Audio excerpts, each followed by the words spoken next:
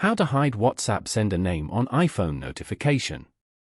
To get started, first of all go ahead and open up the Settings application on your phone. Settings allow users to customize, control, and secure your devices. Once inside, scroll down to find and tap on Notifications. On this page, you manage how notifications from your apps are displayed. Scroll down the app list and select WhatsApp application for which you want to hide previews.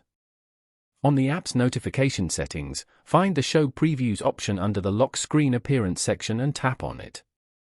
To hide content on the lock screen, select the Never option.